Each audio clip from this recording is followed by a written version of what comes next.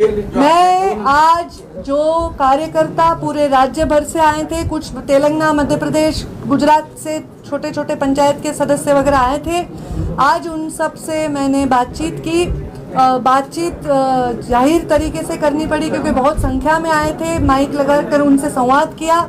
आपने देखा कि वो भी बात कर रहे थे और मैं भी उनसे बात कर रही थी।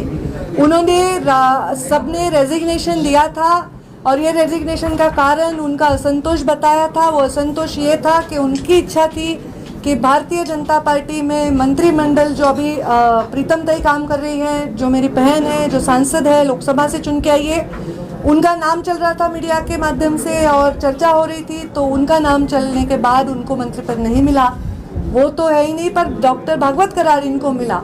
उस बारे में मैंने ऑलरेडी पत्रकार परिषद लेकर कुछ दिन पहले खुलासा किया था कि मेरे परिवार ने, प्रीतम मुंडे ने कभी कोई मांग नहीं की कि हम मंत्री पद चाहते हैं। और मैंने कोई नेता से इस बारे में कोई बात नहीं की। तो हमारी जब हमने मांग ही नहीं की तो नाराज़गी का प्रश्न उद्भवता नहीं है। और इसमें जो डॉक्टर कराड़ को मिला वो भी मुंडे साहब के कार्यकर्ता हैं, मुंडे साहब के विचारों पे चलने वाले कार्यकर्ता हैं और उनको मिला है तो मैंने उनका अभिनंदन किया। वो मुझसे उम्र में बड़े हैं, उनका अवमान ना हो ऐसा आह्वान मैंने लोगों को किया।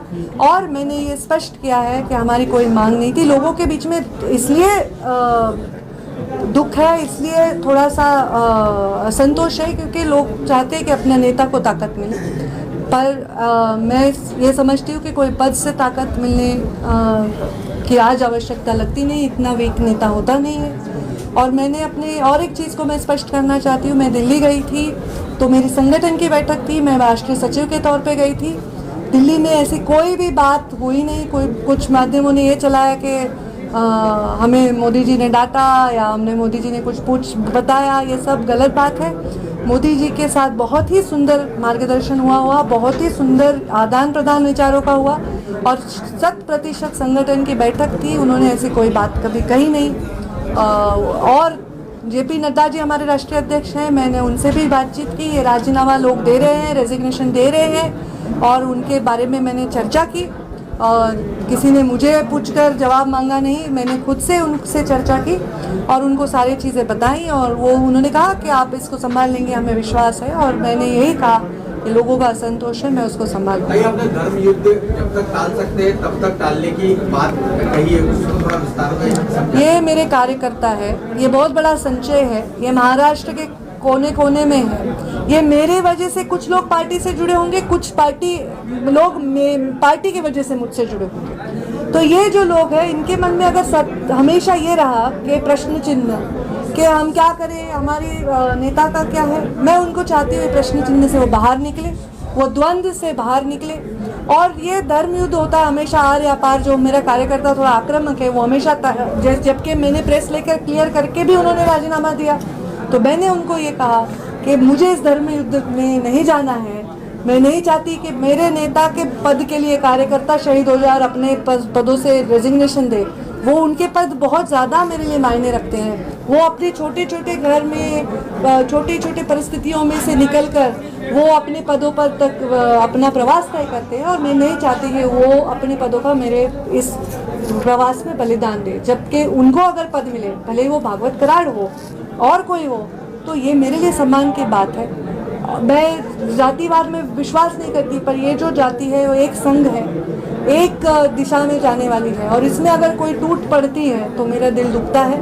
मैं नहीं चाहती कि वो टूट पड़े। लेकिन आपने सही समय आने की बात, सही समय आने पर निर्णय लिया जाएगा। आपने कहा सही समय आने पर निर्णय लिया जाएगा, अविचार से कोई निर्णय नहीं लेना। वो सही समय कौन सा है, सही समय पर कौन सा निर्णय लेने की बात आप कर रही हैं? जब वो आएगा तब मुझे पता चलेगा। अभी कार्यकर्ताओं का संवाद अलग होता है और पत्रकारों से संवाद अलग होता है। कार्यकर्ताओं से मैं भाषण देती नहीं हूँ, मैं अपना भाषण याद करके आके डिलीवर करके नहीं जाती हूँ। मैं हमेशा देखती हूँ कि प्रतिसाद क्या है, रिस्पॉन्स क्या है। और ज़रूर हर राजनीति में, हर फील्ड में ये युद्ध सबको इससे गुजरना पड़ता है, आपको भी गुजरना पड़ता होगा। और तब हमको सही निर्णय लेना और अपने निर्णयों के वजह से ज़्यादा असर लोगों को फ़ायदा ही हो, नुकसान ना हो, इसका कि इसकी चिंता करना ये नेता का कर्तव्य है और जो मेरा कर्तव्य, मैं नहीं चाहती मेरे कार्यकर्ताओं को कोई आपत्ति हो। किस चीज लेकिन का लगता है सही निर्णय निर्णय क्या हो? शिवसेना पार्टी है, कहा जा रहा है शिवसेना में जाने वाली है या शिवसेना तस्दीकियां बढ़ रही है। मैंने भी ऐसा सुना, ऐसा कहा जा रहा है। थँक्यू ताई वडेट्टीवारांनी आताच टीका केलेली आहे की कौरवही त्यांच्याच पक्षाचे, पांडवही त्यांच्याच पक्षाचे, महाभारतही त्यांच्याच पक्षात सुरू आहे, अशी भाजपने टीका केली. ठीक आहे, मी तर बघेन काय म्हणाले ते. एक शेवटचा प्रश्न तो म्हणजे तुम्ही असं म्हणालात की जर मी संपले असले तर मला संपवण्याचा प्रयत्न सुद्धा संपला असेल, असा प्रयत्न तुमच्या पक्षातून झाला होता असं म्हणायचं.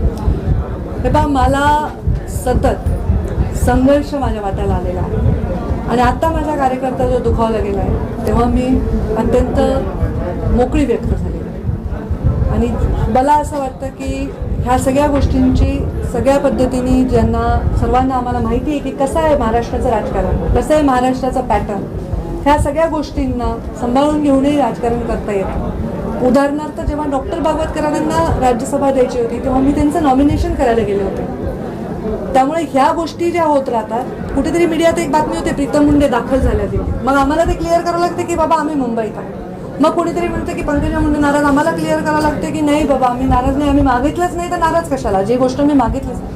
हे सतत जे चाललेलं आहे हे कुठेतरी मला डिस्टर्ब करणार आहे आणि त्यामुळे मी त्याच्यावर स्पष्ट भूमिका घेतली आणि मला वाटतं की हे जे आता चाललं आहे पक्षामध्ये बऱ्याच लोकांना ऐकून घेण्याची आवश्यकता आहे आणि त्याच्यात मीही काही रोल प्ले करेन आणि नेत्यांनी वरच्या दखल घ्यावी असं माझं इच्छा आहे. कॉमा की बात आपने कही है, क्या फुल स्टॉप डिपार्टमेंट की?